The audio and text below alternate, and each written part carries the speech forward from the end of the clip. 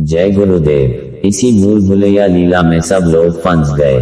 मनुष्य शरीर अमोलक यानी बेशकीमती है, बार बार नहीं मिलेगा। इस अमोलक शरीर से जीवात्मा को यानी रूह को अपने मालिक के पास नहीं पहुंचाया तो मौत के बाद कोई नहीं जा सकता। छोटी बड़ी कौमों का शरीर तो पंचभौतिक है, जल, पृथ्वी, अग्नि, वायु, आकाश। ये शरीर सर्वश्रेष्ठ है और मालिक को पाने के लिए दिया गया है। शरीर में 2 आंख, 2 कान, 2 नाक हैं। इनसे न स्वर्ग देख सकते हो, न स्वर्ग का गाना सुन सकते हो और न स्वर्ग की सुगंधी ले सकते हो। तुम्हारे पास तीसरी आंख है, तीसरा कान और तीसरी नाक है। तुम्हारा हृदय निजी तुम्हारे पास है और शरीर का हृदय छाती में है। जब तुम्हारा निजी साफ होगा तभी तो खुदा का दीदार करोगे। फकीरों के पास जाना पड़ेगा। मनुष्य शरीर सबका एक है। दोनों आंखों के मध्य ऊपरी हिस्से में जीव रूह सूरत को बैठा दिया है और 5 तत्वी के शरीर में बंद हो गई।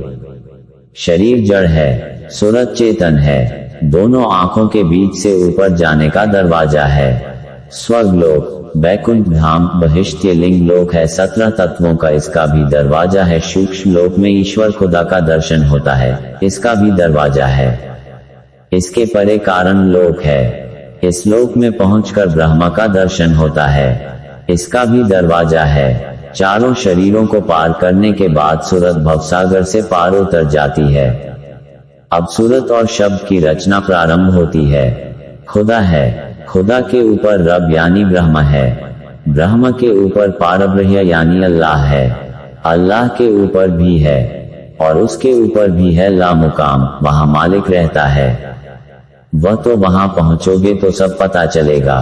आकर के सुनो। सतयुग, त्रेता और द्वापर, इन युगों में ध्यान योग की साधना थी अंतर्दृष्टि से देखने की। नाम योग की साधना इन तीनों युगों में नहीं थी। मंडलों में जाने की ध्यान योग की साधना लोग करते थे। पुरानी जितनी भी धर्म पुस्तकें योगियों ज्ञानियों की है उनमें नाम योग की साधना नहीं है। कलयुग में संत प्रकट हुए। संतों ने नामयोग की साधना यानी शब्द योग को बताया। जीव नामयोग की साधना से अपने स्थायी घर में पहुंचकर मालिक का दीदार करेगा। सतयुग, त्रेता द्वापर की पुस्तकों में कर्मकांड पर बहुत जोर दिया। पाप कर्म को कहा कि यह बुरा है, इसको मत करो। पुण्य कर्म को कहा कि यह अच्छा है, इसको करो। किसी किसी को ध्यान योग की साधना का भेद मालूम हुआ। कुछ दिनों के बाद ध्यान योग लुप्त हो गया। बाहर भी इंद्रियां में आनंद ढूंढने लगे और आनंद मिला नहीं। इसी भूल भुलैया लीला में सब लोग फंस गए। अच्छे बुरे कर्म दोनों बंधन है।